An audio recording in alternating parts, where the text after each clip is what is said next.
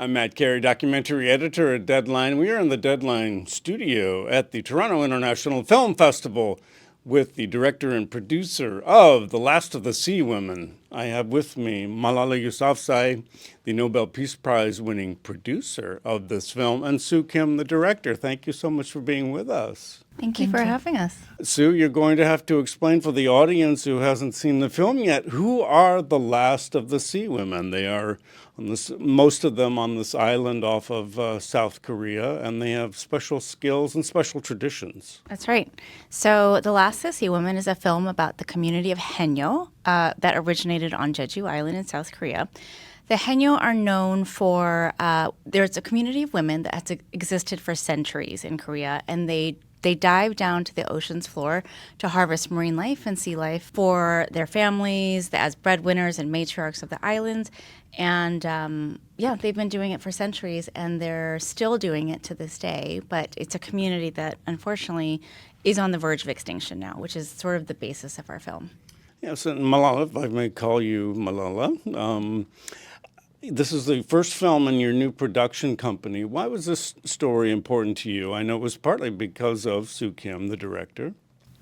Yeah, it was one of the first few ideas that was pitched to us, and I fell in love with the story. I fell in love with the bravery and resilience of the haenyeo, these incredible sea women who, in the ages of like 80 and 70 and 90, are still diving into the ocean water, and they remain there without any oxygen for 2 to 3 minutes, and they are there for hours and hours. But there's more to their story about how they are advocating for the safety of their ocean and how they want to protect it, how they are hoping that they can tell their story to other women and girls out there.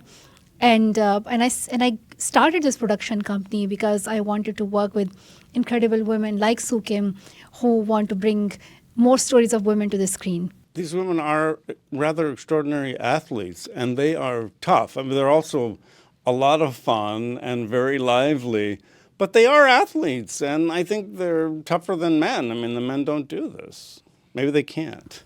Well, actually, you're touching on a very interesting factoid, which is, I think, most people think the haenyeo culture, it did start with men earlier in like the 14th, 15th century, but women just had a certain physical rigor that lent itself better to diving. Some people think that the body composition of women contained more fat, and it allowed them to stay in the water for longer. So they just had better endurance. So yes, to your point, they are absolutely athletic and physically rigorous in doing this work. Well, you were touching on this, but there is an important environmental element to the film because these women are seeing the effects of a warming ocean firsthand. Now they're diving, they're sustaining their families, they're hunting for conch and for other creatures.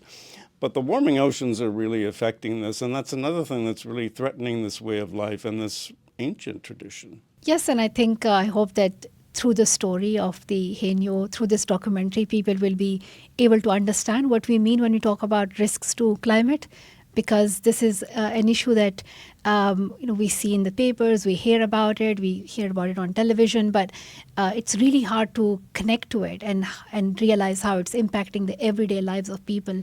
And this is one story through which we understand how the climate change is impacting the lives of these incredible women. And I think you can talk more about the release of the contaminated water as well, and how that's impacting the lives of these women. Right, because of course, over a decade ago, there was the tsunami, which then damaged the nuclear power plant in Fukushima, Japan. And now this irradiated water is being released into the ocean, which is a direct impact, especially on Jeju, but just all those waters in that area. Exactly. It's sort of just the latest environmental crisis that is threatening the existence of the haenyeo and the continuation of the culture. But yes, the radioactive water has been contained in towers in Fukushima for about 12 years. And 2 years ago, the Japanese government decided that they were just going to start releasing it into the ocean. So that is really what we are covering in our film, is how the haenyeo are confronting this environmental crisis that is threatening their way of life, their culture, and the health of the ocean and the health of marine life. So as you see in the film, they are doing their part to protest and to try and stop this water release from happening. Many films come to Toronto without distribution. Not the case with your film, so it's going to be seen by a wide audience. What can you tell us about the distribution? Yes, so we are so excited that we are partnering with Apple, and the documentary will be on Apple TV, and you can watch it on the 11th of October.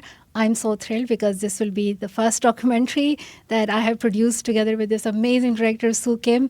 And I hope that as many people can watch it and share it with others and talk about it and get inspired. These women are funny, they are resilient, they're determined, and there's so much we can learn from their stories.